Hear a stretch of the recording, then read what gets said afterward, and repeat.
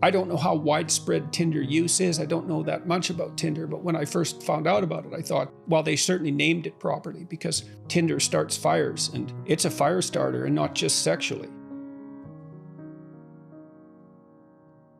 These tech companies use manipulative strategies. I talked to an executive, I won't say which dating app this was, but he told me that some dating apps will basically what they call, I think they're called seeding, where they'll put fake profiles of very attractive, usually women, right? Because men are actually more likely to use dating apps and they're sort of more likely to pay for the premium profiles compared to women who don't have to because they're going to get matches anyway. So anyway, the dating app companies, they'll seed them with fake attractive women profiles and intentionally match with men who have recently downloaded a new profile, basically newly created one. And the idea here is that if they download the app and they immediately match with an attractive woman, and then they usually have a couple of conversational exchanges like, hey, how's it going? Good, how are you?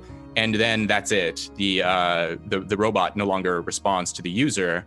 But the reason why this is done is basically to give them a little hit. And so basically they called it chasing the dragon, which is basically a term from drug usage, right? From heroin. You give them a little hit and then they're going to be chasing that high for the rest of their lives.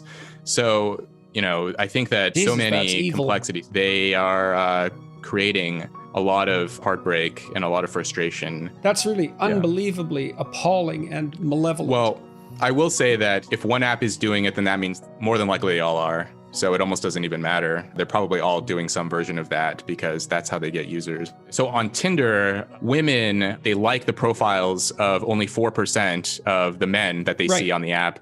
Whereas for men, when they see female profiles, they swipe right or like more than 60% they see. So that's really worth concentrating on because that's a great example of hypergamy. So women mate across and up success hierarchies. And men mate across and down. And the women like men who are about 4 years older, cross-culturally. They like men who manifest signs of success, as well as being handsome and personable and all of that. And the reason for that, as far as I can tell, is that they're looking to equalize the economic disparity that exists because women take a harder hit from sex and pregnancy than men. So they're looking to equalize that. And no wonder. They're looking for someone who's competent and generous, right? You want both of those. So competence would be intelligence, general cognitive ability, and the markers that go along with that. They want conscientiousness or openness, as well as other desirable personality traits. And they want generosity. But they're looking for someone who can provide. Well, it's not because they're greedy, precisely. It's because, well, they're going to put themselves in a more vulnerable position if they have a child. And even affluent women who have a child by themselves or who get divorced tend to drop down the socioeconomic hierarchy a fair bit.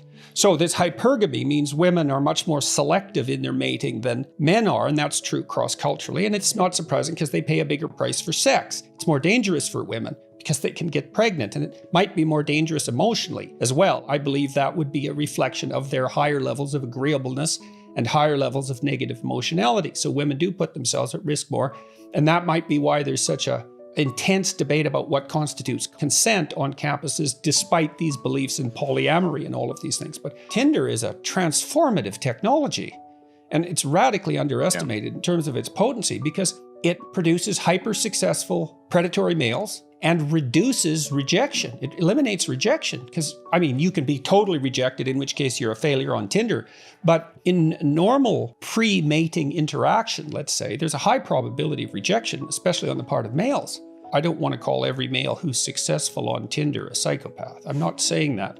But I would say that if you're a successful polyamorous male on Tinder, and so that's going to be a very tiny subset of men, they're hyper-selected by women, a tiny subset of men who receive almost no rejection. They're set up to learn to be psychopathic because all their interactions with other people can be devoted to short-term sexual gratification with no emotional intimacy or long-term commitment. And that's a hell of a training ground as far as I'm concerned. So anyways, on Tinder, as you said, women select 4% of the men. Yep. So that means, and I would imagine that 4% is very high up on what you're calling the success hierarchy. I have a friend, good-looking guy. He was very active on Tinder for a while, and he accumulated more than 20,000 matches on the app. 20,000. 20,000. And he was so successful that Tinder pinpointed him early on and gave him all kinds of free perks and bonuses and lifted his radius restrictions, gave him the Tinder Gold app or whatever version of it, basically trying to entice him to continue to use the app.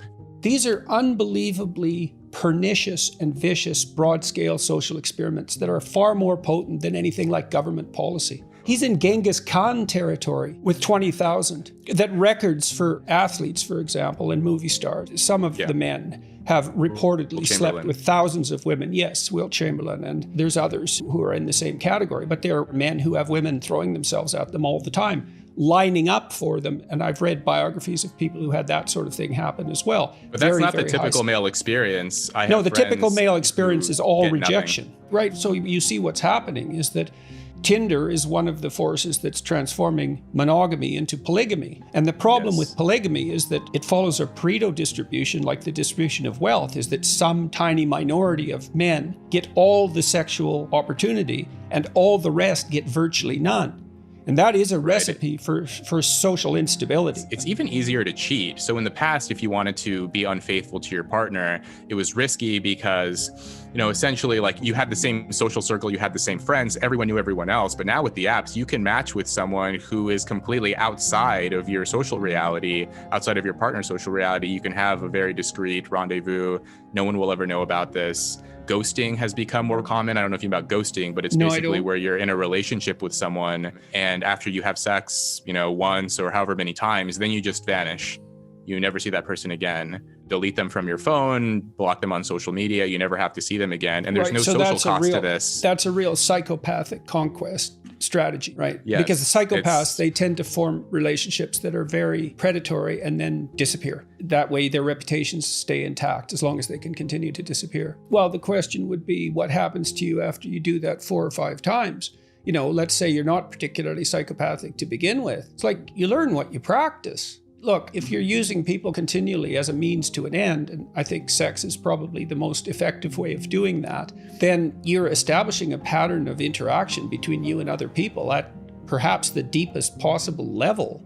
And so if you do that repeatedly, you're certainly not engaging in anything that might be regarded as a meaningful or deep relationship. Quite the contrary, you regard that as excess baggage. That's an impediment to your next conquest, so to speak.